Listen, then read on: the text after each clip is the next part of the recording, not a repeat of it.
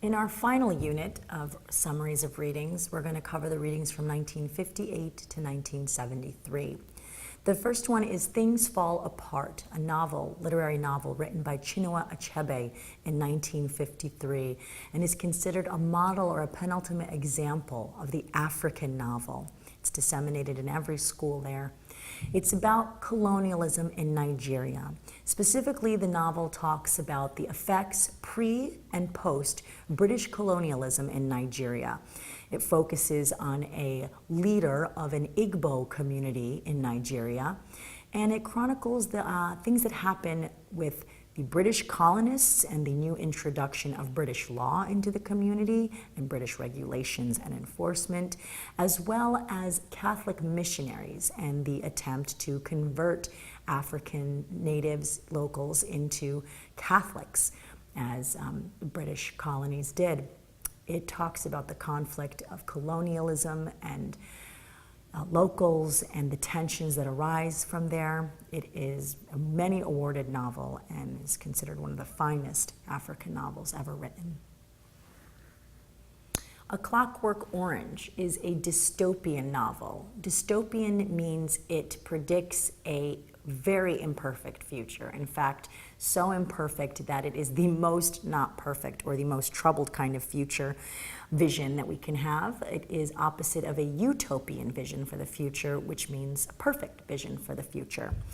In this dystopian novel, he chronicles a protagonist, Alex, who has very violent behavior. And as Alex narrates the stories of his extreme violent behavior and aggression, we also see the state or the government try to reform Alex through the use of punishments, detentions, drugs, experimentation, hospitalization, and torture.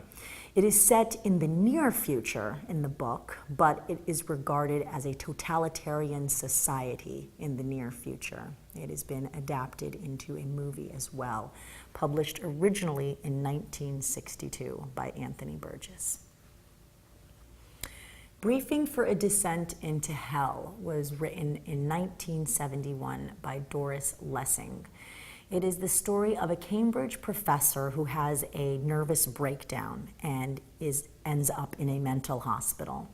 And the rest of the novel talks about the challenges that the doctors have in trying to cure this professor's mind.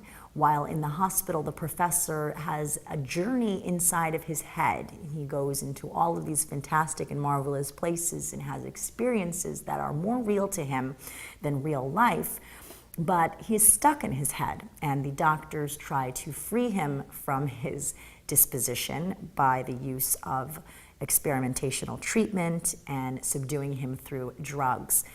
The book is a real insight into the inner mind and is one of the first books that really gives us any insight into the inner mind. It's one of the preeminent psychological novels. Equus is a play written by Peter Shaffer, originally in 1973. It tells the very interesting story of how a psychiatrist is treating a young man with a pathological fascination to horses. Except for Alan, the protagonist or the patient, his fascination to horses leads him to brutally blind them, and which ends him up with a psychiatrist. And as the psychiatrist tries to help Alan cure himself from his ailment and obsession, he finds out that Alan's past is very troubled.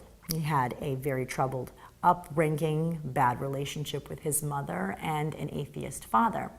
And through the treatment, the psychiatrist's own issues in life start to come up, and we see parallels between the patient and the doctor.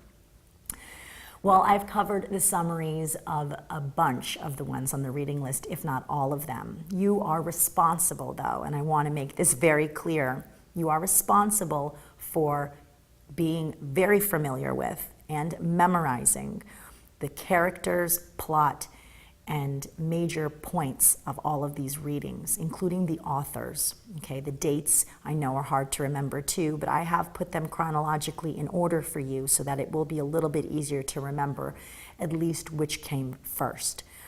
please review all of these summaries again. Just replay all of the lectures, write down notes, things that you'll remember to differentiate them between each other. And remember to mark down which is a play, which is a poem, and which is a novel, because that will help to start to narrow the groups that you have to focus on.